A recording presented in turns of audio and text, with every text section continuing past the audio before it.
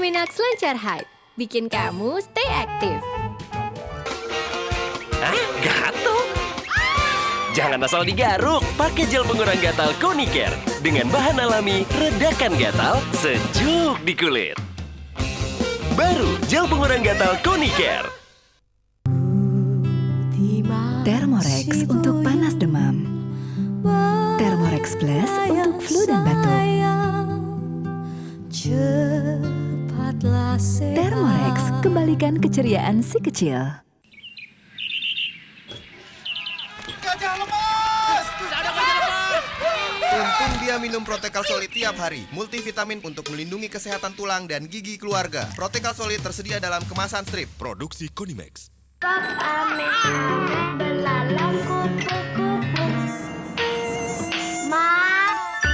Pakai ini aja kak, Konicare Town Plus. Menghangatkan, harum. Konicare Town Plus, tangkis nyamuk. Kenapa aku pilih Evere? Karena Evere gelatin free, bebas unsur hewani. Cangkangnya terbuat dari rumput laut, 100% alami. Evere, cantiknya kulit sehat. Produksi Konimax. Aku panas.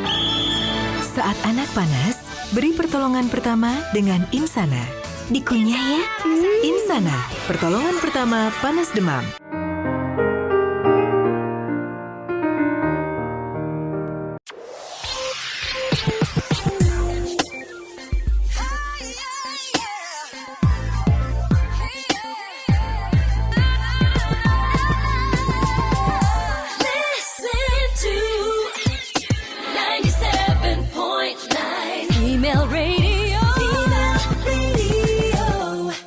Feminax Lancar Hype, bikin kamu stay aktif.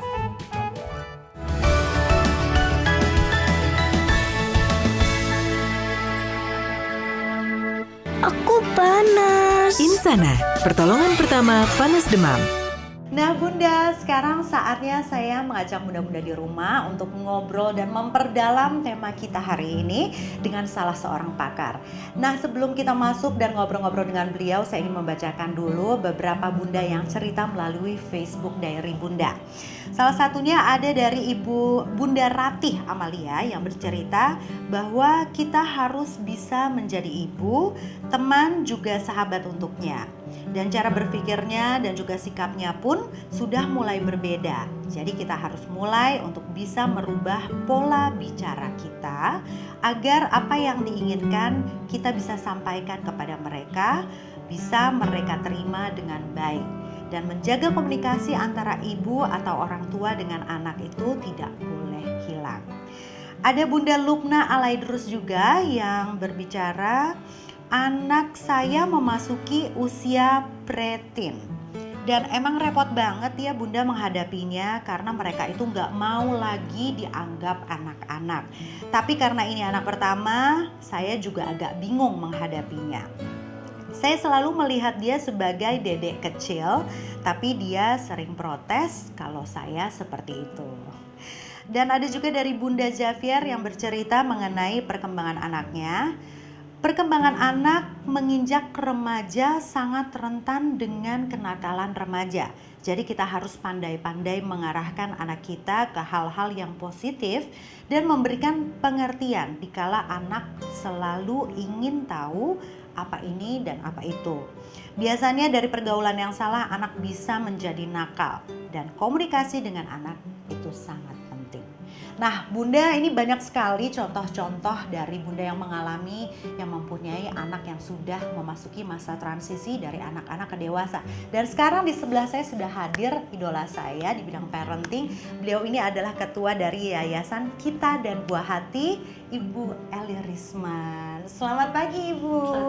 Alhamdulillah mendapatkan jadwal yang pasti seminar sana sini. Dan mudah-mudahan aku bisa terus ikut seminarnya Bunda Eli ya. Boleh aku aku panggil Bunda ya. Oke. Nah, Bunda, sekarang kita masuk ke tema kali ini adalah mengenai masa transisi dari masa kanak-kanak menuju ke masa dewasa. Kan banyak sekali bunda-bunda di rumah ini yang mengalami seperti tadi temanku ada yang cerita bahwa anaknya ini udah dipanggil oleh gurunya karena ketahuan mojok di kantin, usianya 12 tahun. Nah, bagaimana sih Bunda untuk menghadapi anak yang memang dia sudah memasuki masa pubertas seperti itu? Jadi ya sebetulnya menghadapi anak yang udah puber ini itu nggak bisa serta-merta. Serta-merta maksudnya begitu anaknya 12 tahun terus kita harus melakukan apa. Kalau dia udah mojok kita melakukan apa ya. Atau kalau dia mulai ngomong nembak, PDKT, ya status bagaimana status? Jomblo, PDKT apa taken. Nah itu tuh sebetulnya udah dari kelas 6 SD. Iya, anak tuh lebih penting statusnya PDKT jomblo atau kateken daripada uan. Daripada uan. Iya. Jadi nggak perlu tunggu sampai 12 tahun gitu. Jadi itu sangat individual ya. Nah, oleh sebab itu tadi kalau saya bilang nggak bisa serta-merta karena sebetulnya gitu loh, untuk sampai ke titik ini anak harus dipersiapkan jauh-jauh hari. Jadi sebelum memasuki usia 12 juga dari awal harus dikasih tahu bahwa dia akan mengalami itu. Bukan hanya itu saja. Jadi selain dari itu ya, jadi sebetulnya untuk mempunyai seorang teenagers atau remaja yang sehat, kita mulai dari 0 tahun. Oh, dari 0 tahun. Jadi cicil-cicil gitu ya Bunda ya. Cicil sedikit-sedikit setiap hari gitu. Mesti harus ada ininya apa yang harus kita capai supaya pada saat 12 tahun Pas hari haknya, pas iya, kejadiannya. ya sekitar itulah dia ya. nggak shock. Nggak shock dan dia udah cukup memiliki dasar-dasar untuk masuk ke dunia remajanya dengan benar. Ini ya, ini penting sekali nih. Benar menurut ajaran agama kita masing-masing. Sehat, nggak kena penyakit, narkoba, HIV ataupun pornografi, dan lurus. Yang perempuan jadi perempuan, yang laki-laki jadi laki-laki. Nah, apa basic-basic yang harus kita tanamkan ke anak dari usia 0? Artinya kan berarti anakku umur 6 tahun harusnya dari sekarang ya Bunda ya. Udah dikasih tahu ya. Iya. Nah, apa paling basic yang kita harus kasih tahu anak-anak di rumah bahwa nanti kamu akan mengalami misalnya untuk anak perempuan masa menstruasi, untuk laki-laki nanti kamu akan mimpi basah misalnya seperti itu. Nah itu mulai dari kapan Bunda kita kasih tahu? Dari kecil tadi ya, karena banyak sekali orang tua nggak mengerti bahwa itu dimulai sedini mungkin ya. Ada beberapa hal penting yang mesti harus kita persiapkan ya. Pertama, dia harus punya konsep diri, harga diri yang bagus. Itu bagaimana menanamkan harga diri dari pada anak? ayah dan ibunya itu berkomunikasi harus baik sama anak dan ada waktu. Komunikasi yang baik itu ya terdiri atas 3 hal. Jadi menerima, menghargai dan memberikan pujian yang patut. Kalau memang sepantasnya dapat pujian ya kenapa kita tunda-tunda? tapi nggak berlebihan juga ya Bunda ya. Yang patut makanya. Kemudian agama. Agama itu penting sekali banget ya, itu dibahasnya panjang sekali karena mempersiapkan anak untuk tadi memasuk ke dunia dewasa. Kalau di dalam Islam, kalau dia udah balik, dia mukallaf, artinya dia harus bertanggung jawab terhadap semua niatannya, perbuatannya. Bagaimana tiba-tiba? Masalahnya lagi tantangan buat ibu-ibu muda ya.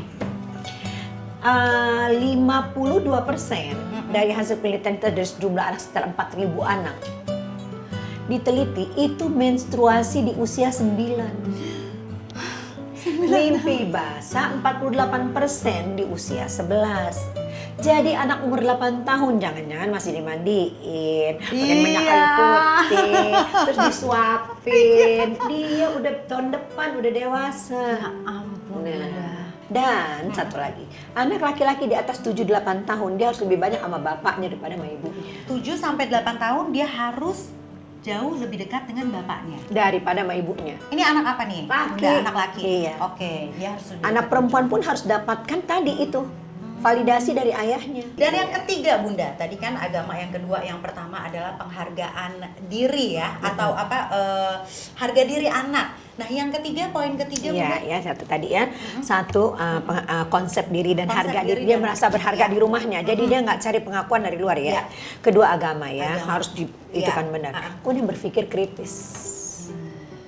berpikir kritis itu harus dari komunikasi. Jadi komunikasi itu ada dua. Bagaimana berkomunikasi dengan anak dan bagaimana dengan komunikasi remaja. Lain bab. Berpikir kritis ini itu adalah dengan menggunakan banyak kalimat bertanya. Ya, jadi kita membangun kesadaran diri dengan menggunakan banyak kalimat bertanya. Oh, jadi kita harus pancing dengan supaya si anak itu mendapatkan kesadaran diri dengan berpikir. Ya. Nah, jadi dia jadi kritis dalam melihat apapun. Oh, ngerti aku. Iya, Ya, kan? Oke. Jadi itu yang maksudnya tadi kata kuncinya tidak bisa serta-merta. Iya. Nah, pertanyaan selanjutnya nih Bunda. Sebenarnya boleh nggak atau kapan waktu yang paling tepat dan pas untuk membiarkan anak-anak kita berteman dekat tanda kutip dengan lawan jenisnya? Karena kayak temanku ada yang ke mall, sengaja ke bioskop, mendampingi anaknya dengan pacarnya itu nonton bioskop. Nah, sebenarnya usia kapan yang tepat? Oke, sekarang gini dulu ya. Kita harus mulai dari memaknai sama arti kata pacaran. Iya. Oke. Jadi kita sama anak kita mesti paham pacaran apa. Satu. Itu harus dibahas tuh ya. Oh iyalah. Karena nanti dalam pikiran kita pacaran ada A, B, C, D, E, F, G. Iya. Yang sedang dalam anak Z Iya. doang. Oke, satu. Yang kedua gitu loh. Jadi kita harus punya sikap. Ya, sebetulnya walaupun sesederhana mungkin pacaran itu boleh nggak? Nah, itu sangat tergantung relatif sikap orang tua masing-masing gitu. Yang ketiga itu orang tua harus tahu bahwa dijatuh cintai atau jatuh cinta itulah ada anugerah Allah, nggak sembarang orang bisa dapat. Oke. Ya, jadi itu sesuatu yang alami. Cuman masalahnya kalau ditanya usia berapa, itu yang sangat riskan untuk dijawab. Mengapa? Karena sebetulnya seseorang kalau mau pacaran, dia prefrontal cortex ada kaitannya sama otak. Matengnya usia 25, 20 sampai 25. Itu baru mateng. Baru mateng. Tergantung pada pengasuhan. Tadi pengasuhannya diajak berpikir enggak? Sehingga dia bisa menyeleksi mengatakan ini baik atau enggak. Jadi anak kita ini harus kita sadari benar, dia hidup dalam revolusi teknologi yang perkembangannya lebih cepat daripada desah nafas kita. Oke, jadi dibutuhkan revolusi pengasuhan. Apa sih revolusi pengasuhan? Revolusi pengasuhan adalah percepatan dalam pengasuhan di mana kedua orang tua harus aktif bersama. Kita sebut dual parenting. Ya, parenting bersama, parenting duo. Ayah ibu harus involved. Mengapa?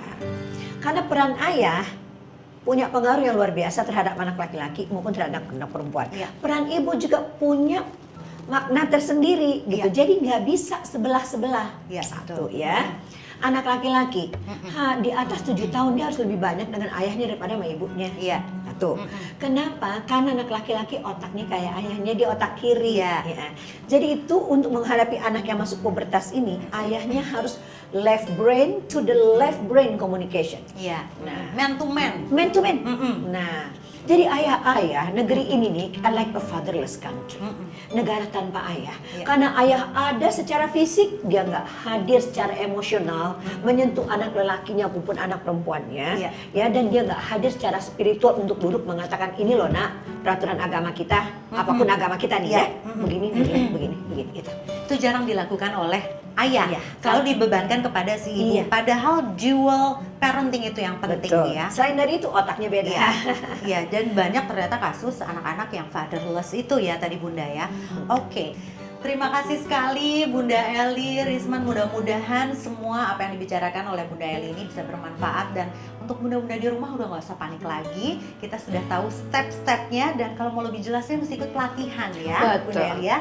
Jadi kita sebagai orang tua juga memang harus banyak belajar dan tidak boleh capek untuk bertanya kepada ahlinya, salah satunya seperti Ibu Eli Risman. Terima kasih sekali lagi Bunda. Mudah-mudahan kita bisa ketemu lagi di lain kesempatan ya Bunda ya. Dan untuk Bunda di rumah jangan kemana-mana karena dari Bunda akan kembali setelah yang satu ini.